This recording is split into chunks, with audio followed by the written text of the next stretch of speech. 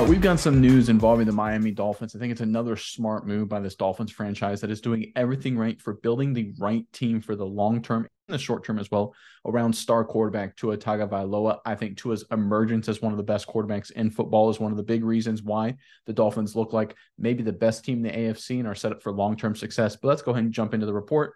This is according from NBC Sports, if you pull it up. All right, Dolphins right tackle Austin Jackson signed a 3-year contract extension this week, and one of the reasons why the team paid him was because of the work he's done protecting quarterback Tua Tagovailoa this season. Jackson and Tagovailoa were both 2020 first-round picks in Miami, and their 2023 experience has been much better than what they went through in their first couple of years with the club. Tagovailoa reflected on that experience, which came under former head coach Brian Flores on Thursday while sharing his happiness for Jackson.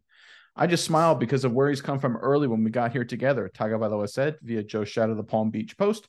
There's a lot of things that have been said about him in front of team meetings in the media and things like that. So I'm just happy. I don't want to get choked up about it. What he's done is tremendous.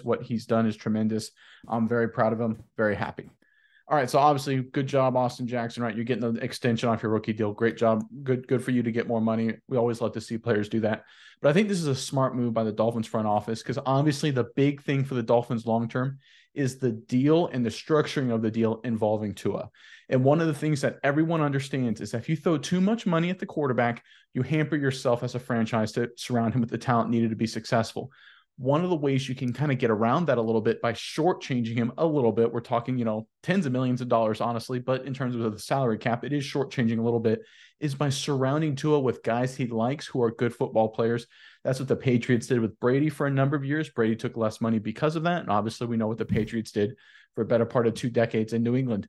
The Dolphins are following a very similar strategy here. I think it's really smart because when it comes time for those negotiations with Tua can have those conversations with the GM and be like, and Greer can be like, hey, listen, we signed Jackson. We know he's a great player. We want everyone to be together. We all got to work together. So we need you to potentially take a little less because if we pay you less, it's because we're going to take that money and pay Jackson and pay Waddle and so on and so forth. I think this is a smart move by the Dolphins front office, and I think it's going to be huge for them when it comes time to dealing with Tua's contract. So good long-term decision here. Myas, I'm curious what your thoughts are on this move here from Miami and everything going forward for the Dolphins, but obviously Dolphins fans, big game coming up, kind of a sneaky little trap game these next 2 weeks. Got an easier run of opponents here, starting with the Tennessee Titans on Monday Night Football before a brutal finish to the regular season. Give us your prediction, final score, Dolphins versus Titans, in the comment section below. But Mice, what do you think of this move for the Dolphins and what it means involving Tua in terms of the long-term deal there? Yeah, I want to take a step back and think about both these guys drafted same year, the 2020 draft class together with Brian Flores. Very unfavorable situation for both of them, I would say. Probably things went exactly how they didn't want it to go. But let's just look at the grades these guys got then versus now. Obviously, Tua 2020, 65.4 PFF grade for that season. Not horrible, I would say, but it's not good.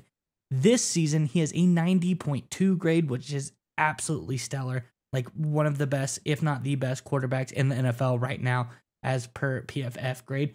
Then you take a look at a guy like Jackson. He has lows of 49.9 grade in 2020 and 2021. That is absolutely terrible. This is like probably a guy you should cut from the team. Now he's up to a 67.3. These are 20-point jumps by these players.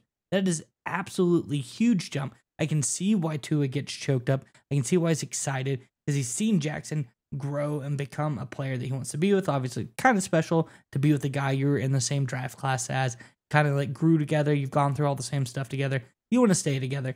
So I think that is good. And you can look at the numbers and kind of see exactly what Tua is talking about. Jackson's grown, he's progressed, and he's gotten better. And I think all of this is thankfully to Mike McDaniel in this offense. It just really brings out the best in guys, and that is what we are seeing here. And I think that's exactly your point, Nick, is exactly what the Dolphins are aiming for. Bring out the best in these players, get a bond, sign these guys, and then when it comes around to sign Tua, you say short change, and those words sound negative, but that is what they're doing. But let's use a more favorable term, a team-friendly deal. Yeah. Tua takes a hometown discount, however you want to do it.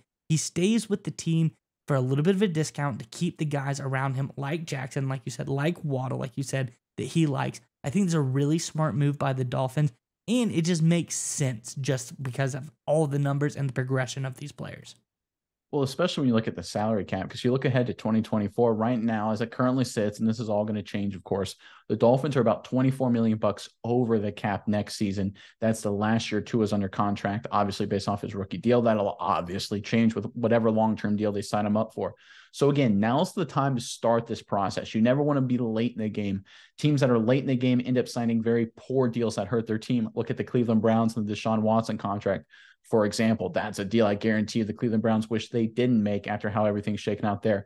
So credit to the Miami Dolphins for working on it now. And it's all about Tua, right? Obviously, Jackson getting his deal is good for him, but it's all about the quarterback. It's all about making sure Tua is comfortable and happy and making sure you have the dollars to surround him with the talent he needs to be successful.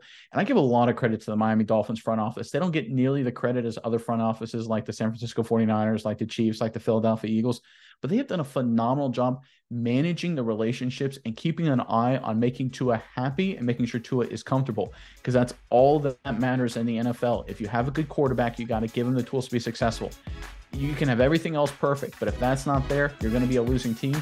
The Dolphins recognize that, and they're making sure that doesn't happen, and it's a big credit to them.